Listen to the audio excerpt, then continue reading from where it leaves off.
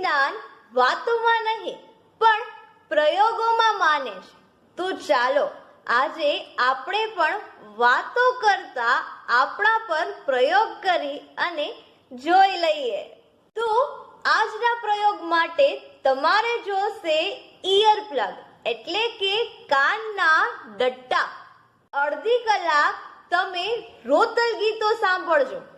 તમને બહુ વિચારા જેવું અને નકારાત્મકતા અનુભવાશે. અને પછી અડધી કલાક તમે જુસ્સા અને હિંમતવાળા ગીતો સાંભળજો. તમને બહુ જ સકારાત્મક અનુભવાશે.